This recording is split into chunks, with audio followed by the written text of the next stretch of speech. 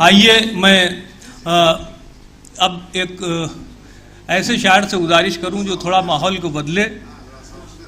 हाँ, डॉक्टर आप हैं मौजूद? चाचा हमारे शफी आजमी साहब मौजूद हैं।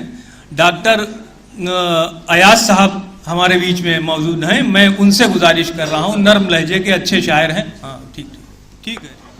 इजाज़त से 2-3 शेर और एक छोटी सी नज़्म, क्योंकि वक्त बहुत कम है तो हिसाब से।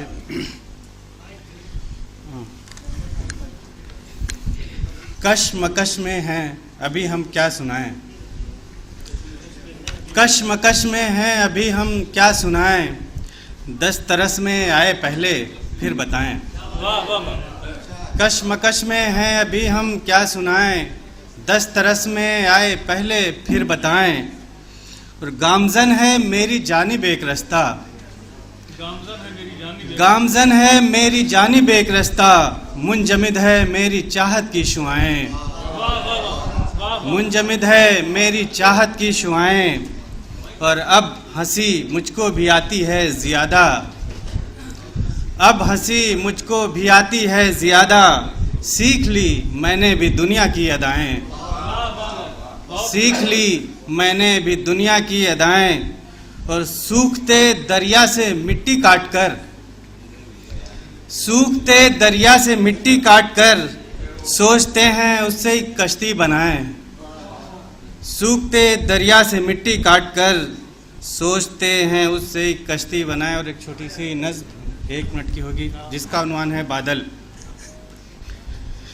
जो आसमानों में उड़ रहे हैं, सफ़ेद बादल स्याह बादल, मगर है दोनों में जज्ब वो शय के रंग जिसमें कोई नहीं है। वो अपने दामन में भर के पानी यूं उड़ रहे हैं कि जैसे प्यासा कोई पुकारे। और आसमानों से दूर बंजर ज़मीं पे प्यासा वहाँ एक पौधा बबूल का है जो मुंतज़िर है कि पानी बरसे। वो आसमां को निहारता है, तभी अचानक गरजते बादल से एक बिजली जो आ गिरी है उस शजर पर जो नन्हे पौधे का साइबा था, जो हम नवा था।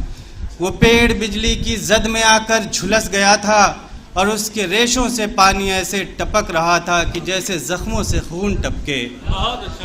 और उसके रेशों से पानी ऐसे टपक रहा था कि जैसे जख्मों से खून टपके।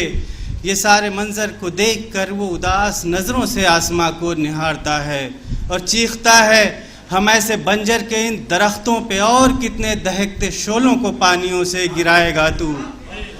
कि लाख बेहतर है तुझसे हम सब की इस तरह से कभी न ली है किसी की जान को हवा वो साये की आस देकर।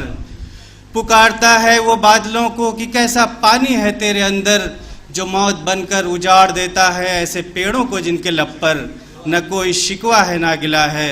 अब उसके लब पर यही सदा है, ये पानी कैसा अता किया है, ये पानी कैसा अता किया है। बहुत बहुत शुक्रिया।